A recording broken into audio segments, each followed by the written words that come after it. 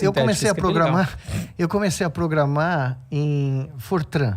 Que ninguém sabe mais o que é. Nem sei. Opa, eu sei. Eu Programa também. Você sabe? Claro. Opa. Você lembra Você deve lembrar do PDP 11 e PDP 12, tá? Que você entrava no PDP 12. O que é isso? É o computador, você entrava dentro dele. Entendi. Você entrava dentro da CPU. Imagina um computador que é um armário que você entra dentro. Você tinha 32K na Era memória aquele para programar. lance de umas fitas e tal. Então, pô, furada. né, eu passei por todas as fases. Fita, flop disk grande, flop disk pequeno, Isso aí. fita de cassete, né?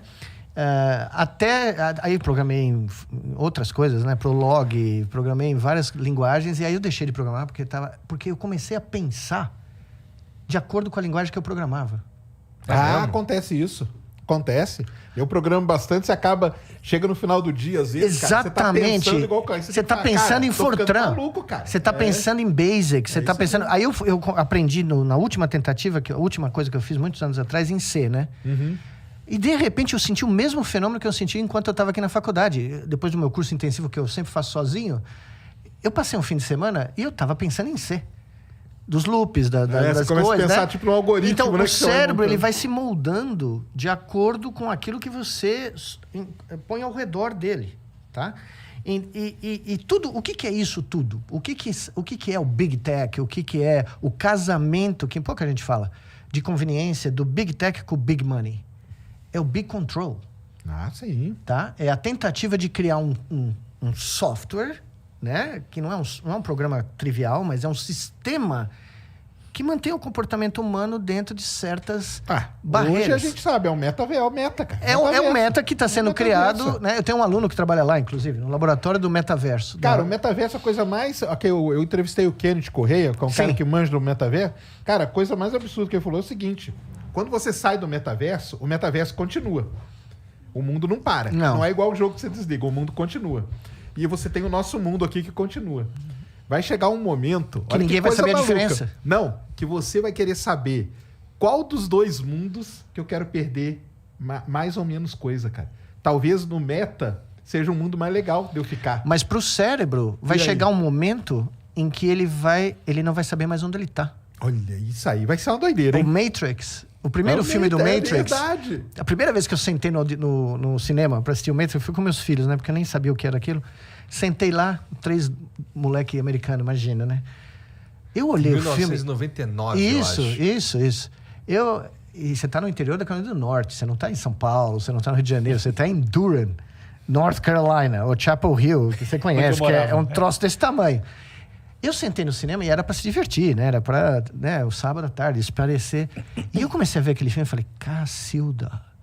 E os caras foram literalmente no nervo. Na questão do que pode vir a ser o futuro. Você não vai saber distinguir.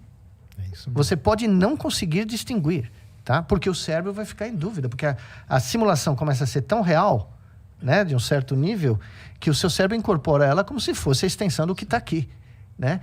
E a quem serve isso?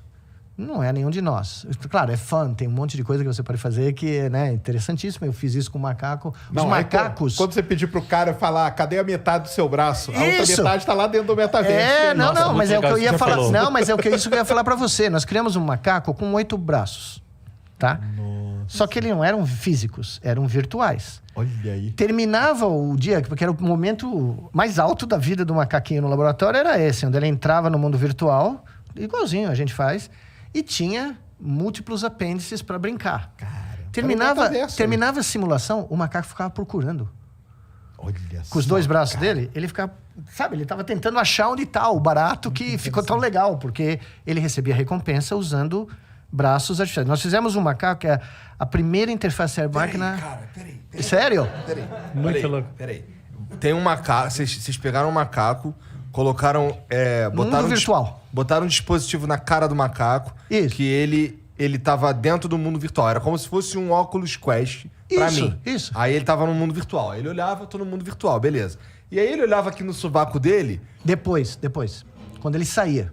Não, mas o Igor tá querendo saber antes. Não, antes. Assim, ele no mundo virtual, ele olhava aqui, desse lado tinha 3 braços e desse lado 3 braços. Nós começamos com 2, tá? Então ele tinha 4. Tá. Ele tinha os 2 dele e os 2 virtuais. Chegou um ponto que o macaco conseguia realizar uma tarefa onde ele combinava o movimento dos 2 reais com os 2 virtuais. Ai, que doideira. E aí ele conseguia, com a mente dele, ele comandava esses braços virtuais... Isso. Como se fosse realmente parte do corpo dele. Então, assim, ele mexia esse que era independente desse aqui. Isso. Então, ele tinha...